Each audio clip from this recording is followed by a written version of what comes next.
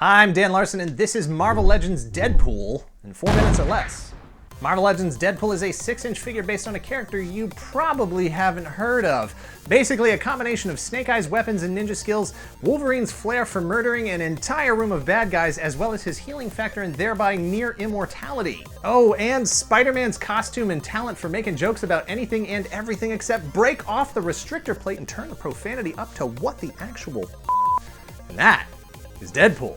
Also star of the 62nd biggest film of all time worldwide so far, grossing $750 million? Which slots him just ahead of Star Wars and right behind Spider-Man 2, that is Deadpool. He's one of 8 figures in the first exclusively X-Men wave since 2014, which also happens to be a bit of a nod to Marvel Legends Series 6 from back in 2004. New Cable, new Phoenix, new Deadpool, new Wolverine, new Juggernaut, but what? No love for Dupe or Tom Jane Punisher? For shame. The X-Men have had a manufactured absence from toy shelves and pretty much all shelves in an attempt by Disney Marvel to pressure Fox into returning the X-Men characters and movie rights.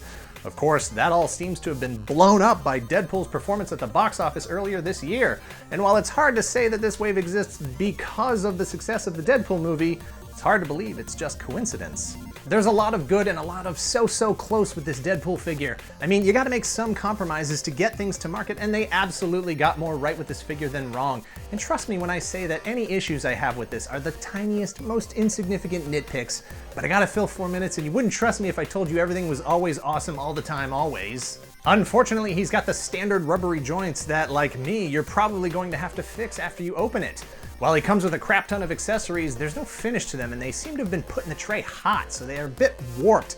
And I do not understand the decision to go with curved katanas, but scabbards that are straight.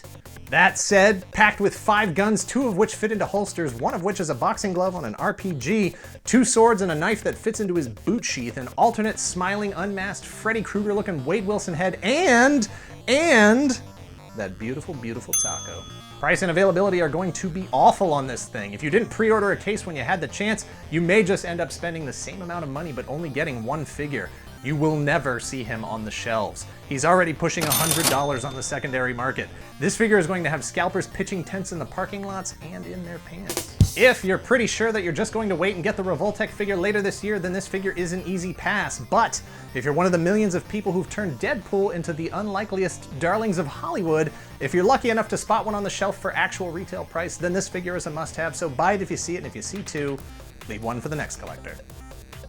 Thanks for watching. Please give this video a like. Please subscribe so you're guaranteed to get all of our videos. That's like 3 a week, delivered hot and fresh to your computer. Please share this video with your friends and let us know in the comments below if you gotta have this figure or if you gotta have this figure. I'm gonna let you know in advance that I'm probably going to have to break my own rule and buy a second one if I ever see it on a shelf locally. Not because I love Deadpool, I absolutely do not, but because I love Snake Eyes, and this is the best right out of the box 6-inch Snake Eyes figure from the neck down. All I gotta do is paint the whole thing black and find the right custom head. I'm doing it. I'm not gonna apologize. Cut.